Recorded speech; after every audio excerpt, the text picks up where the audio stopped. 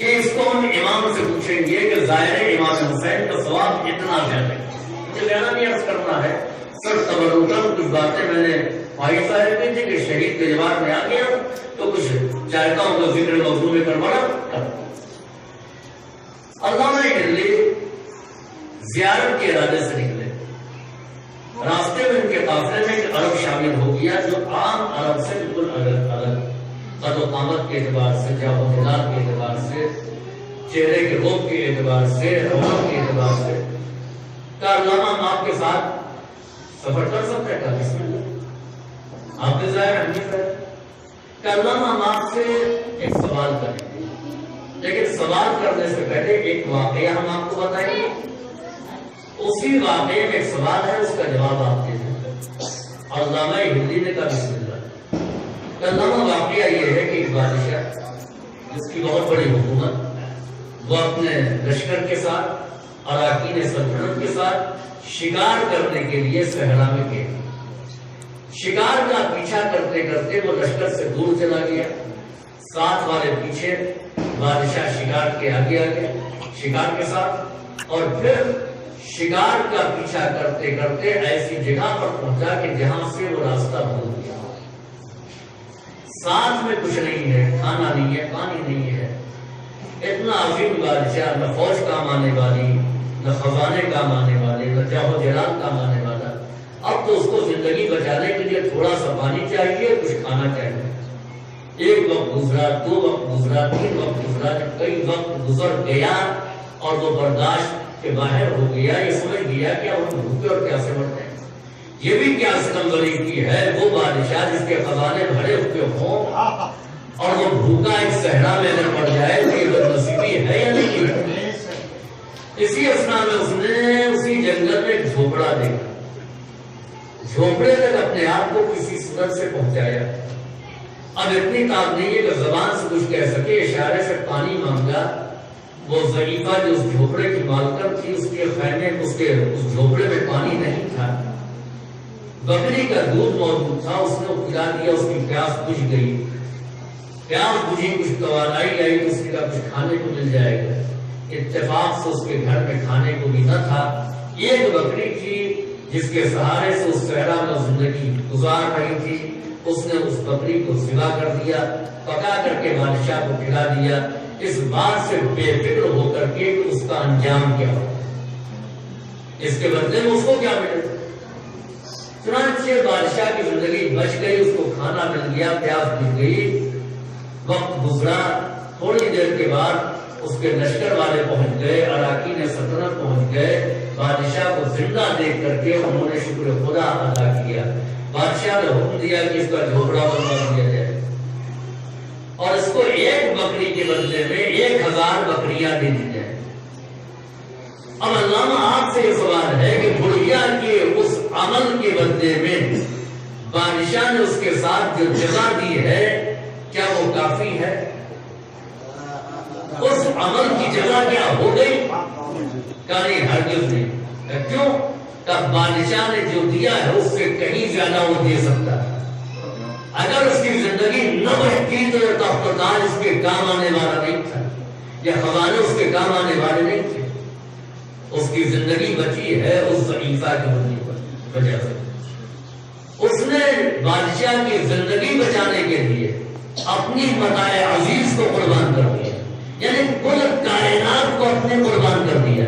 اس کے بدلے میں بادشاہ جو بھی دے گا وہ کم ہوگا. 1000 بکریاں کیا، 10,000 بھی دے دے تو کم ہے. کہ اتنی سی بات تو آپ کے سمجھ میں آتی ہے کہ جو زیادہ دے سکتا ہے اس کو اور زیادہ دینا چاہیے. اس نے دیا اس بڑھیا کی صلاحیت کے اعتبار سے، مگر اس نے اپنے شایان شان نہیں عطا کیا ہے، اس کو اور دینا چاہیے تھا.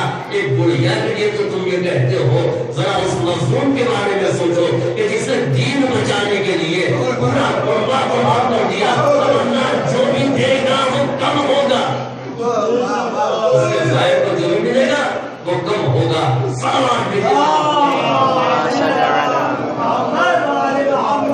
سوال یہ پیدا ہوتا ہے کہ حج سے زیادہ ثواب زیارت کا کیوں؟ زیارت کا ثواب کم کیوں ہے اور حج کا ثواب زیادہ ہے؟ حج واجب ہے، زیارت مستحب ہے.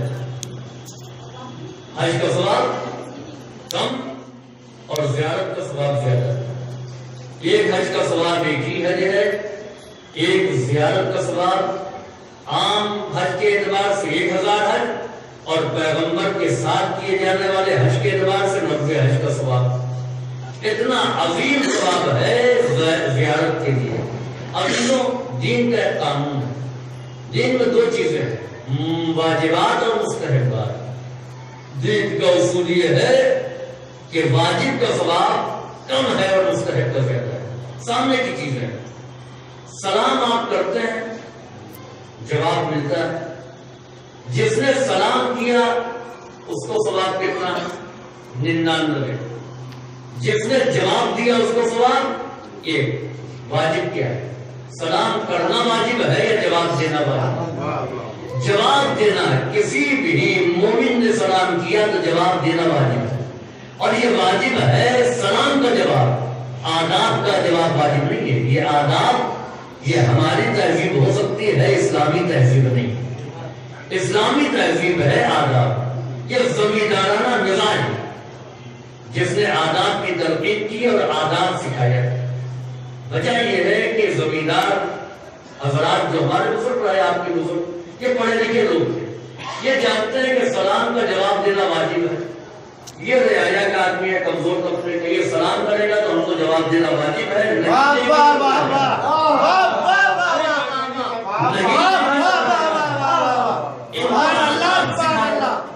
اور اس نے آداب، اور جیسے اس نے آداب کہا تو جواب دینا واجب ہے، انہوں نے گردن ہلا دی. یعنی اپنی بزرگی بھی مقام میں خود باقی رکھا.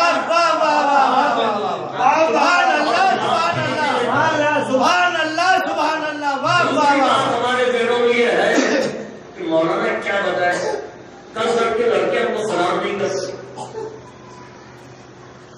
ان کو سلام کرنا چاہیے. اسلام یہ نہیں کہتا کہ چھوٹے ہی پر سلام کرنا واجب. اسلام کہتا ہے کہ بڑا ہے تو بھی سلام کرے، چھوٹا ہے وہ بھی سلام کرے. بس اتنا یاد رکھے کہ جس نے پہلے سلام کیا اس کو 99 ملیں گے، جس نے بعد میں سلام کیا اس کو 1 ملے گا. اب جس کو 99 لینا ہے وہ پہلے سلام کرے، اور جس کے پاس 99 ہے وہ بڑا ہے، جس کے پاس 1 ہے وہ بڑا ہے. سلام پہلے کیجیے تاکہ بڑے بنیے.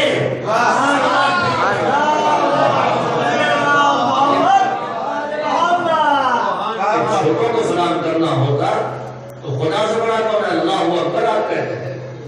سلام علی آل یاسین، خدا نے سلام کیا ہے. سلام علی سلام کیا. اور صرف اگر چھوٹے ہی کا کام ہوتا سلام کرنا، بڑے کا کام ہوتا جواب دینا، تو پیغمبر کبھی در زہرا پر آ کر کے سلام نہ کرتے. یہ نبی کا آ کر کے سلام کرنا یہ عظمت زہرا کا بھی اعلان ہے، امت کی تربیت کا بھی انتظام ہے.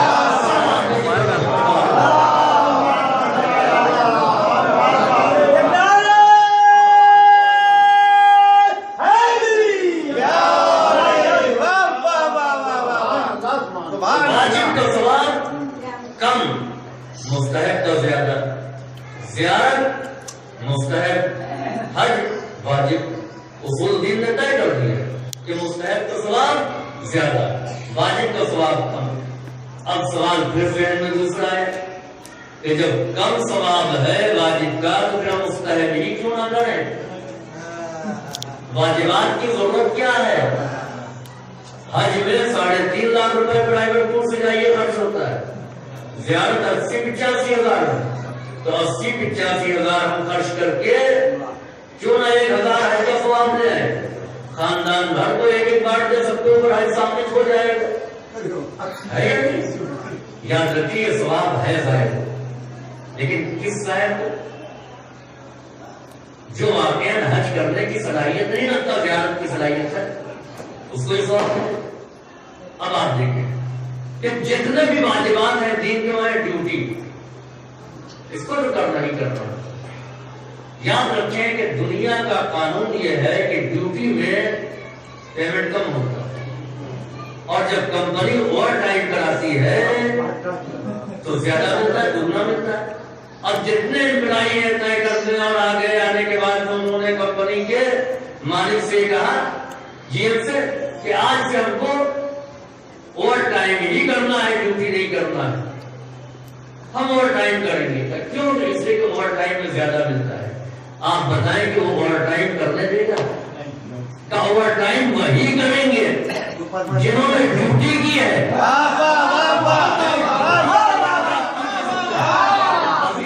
صحت کا ثواب بہت زیادہ ہے، اجر بے پناہ ہے، لیکن اسی کو ملے گا جس نے واجب ادا کیا ہے۔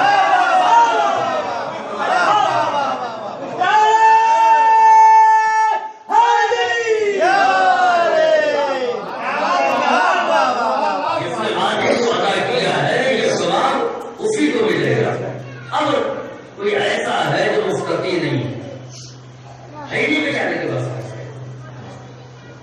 حج واجب ہی نہیں، یا آج کے ماحول میں اتنی طاقت نہیں، حج جوانی کی بات ہے، زیارت کے لیے جائے، اب اس کو ثواب 1000 حج کے برابر یقیناً ملے گا۔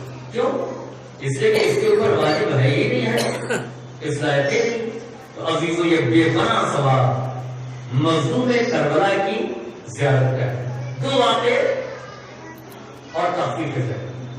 ایک واقعہ علامہ دربندی نے اپنی کتاب اسرار الشہادہ میں تحریر کیا ہے، اور اس کے بیان کرنے والے علامہ نواز، وہ کہتے ہیں کہ میرے والد آیت اللہ کے محمد حسین نے بیان کیا کہ بحرین میں ایک تاجر عیسائی تھا، اس کے سارے رشتے دار بغداد پہ رہتے تھے، اور سب یہ کہتے تھے تم بھی یہیں آ جاؤ، بڑا شہر بزنس بھی چلے گا۔ اس نے اپنا کاروبار بحرین کا ختم کر دیا، اور اس کو ختم کرنے کے بعد جو کچھ بچا کچا تھا وہ بحری جہاز پر دادا اپنے غلاموں کے ساتھ بغداد روانہ ہو گیا۔ راستے میں قذافوں نے حملہ کیا، ڈاکوؤں نے، کچھ غلام قتل ہو گئے اور کچھ نے راہ فرار اختیار کر لی۔ اس تاجر کو ان قذافوں نے پوری طریقے سے زخمی کر کے ساحل سمندر پر ڈال دیا۔ یہ بیچارہ زخمی وہاں پڑا رہا۔ قریب میں کچھ قبائلی رہتے تھے، ان میں سے کوئی آیا، اس نے آ کر کے دیکھا ایک انسان ہے جو زخمی حالت میں پڑا ہوا ہے، قبیلے والوں کی اطلاع کی اور اس کو اپنے خیمے میں لے آئے۔ اس کی تیمارداری کی، یہ شفایاب ہو گیا۔ شفایاب ہونے کے بعد اس نے ارادہ کیا کہ میں یہاں سے چلوں۔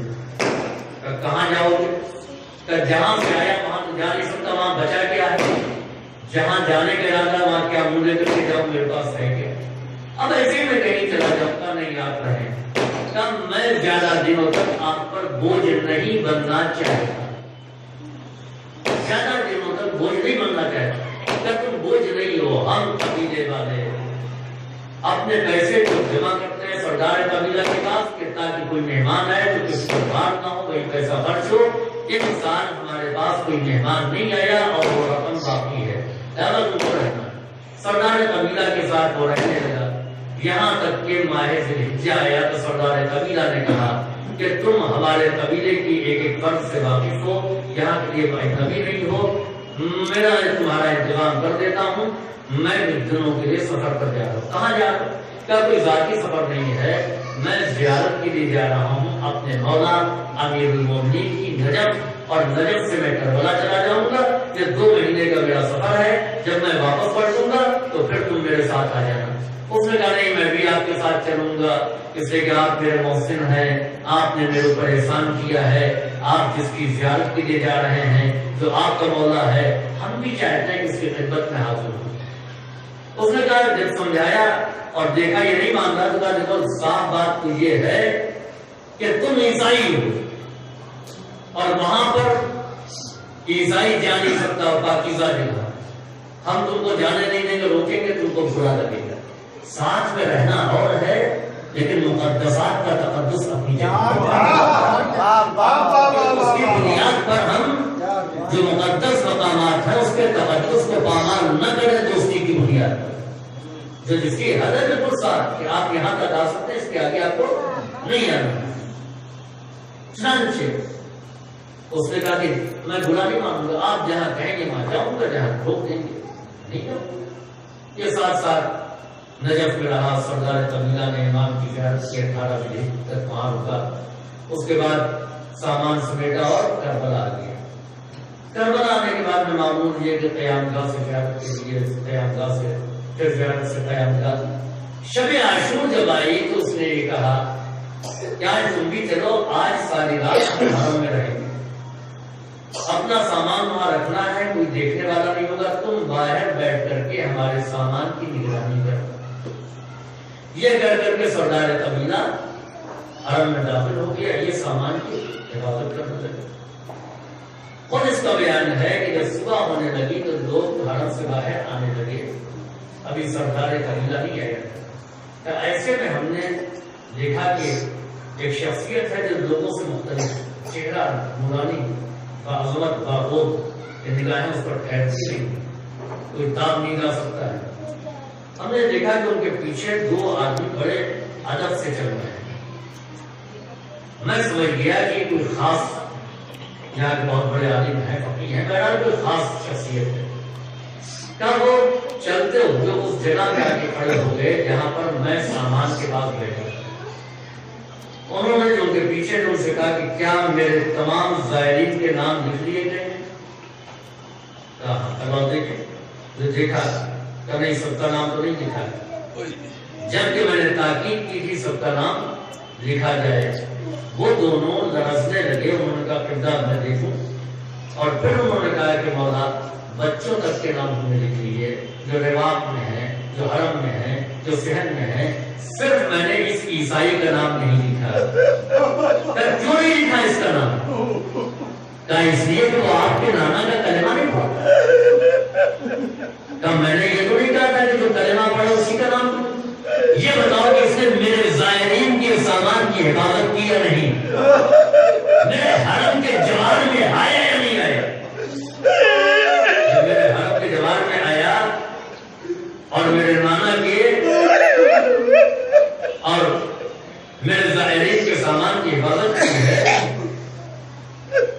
تو پھر یہ میرا مہمان ہے، بڑا اس نے کلمہ نہیں پڑھا ہے۔ یہ کہتا ہے کہ میں اس منظر کو دیکھ رہا تھا، نہیں وہ ان کی تھی کہ تھوڑی دیر کے بعد میں نے دیکھا کہ وہ لوگ نگاہوں سے غائب۔ اب سردار قبیلہ ہے، سردار قبیلہ سے اپنے قیامگاہ پر پہنچو، ایک عجیب واقعہ میرے ساتھ پیش ہے، وہی چل کر بیان کروں۔ جب قیامگاہ پر پہنچے تھا کہ یعنی تم کسی عالم کے پاس لے چلو، میں کلمہ پڑھنا چاہتا ہوں۔ اتنے دنوں سے ہمارے ساتھ تھے، نجف میں تم رہے، تم کو کلمہ پڑھنے کا خیال نہیں آیا، یہ آج کہاں سے تمہارے ذہن میں خیال آیا کہ تم کو کلمہ پڑھ لینا چاہیے؟ ہم لوگوں نے اس لیے نہیں کہا کہ کہیں تم ایسا نہ کہو کہ 2 روٹی کھلا کر کے اس کا احسان دیتا ہے کلمہ پڑھو، اس لیے ہم نے نہیں کہا، تمہارے ذہن میں یہ بات آئی کہاں سے؟ اس نے کہا سنو، اس نے پورا واقعہ بیان کیا۔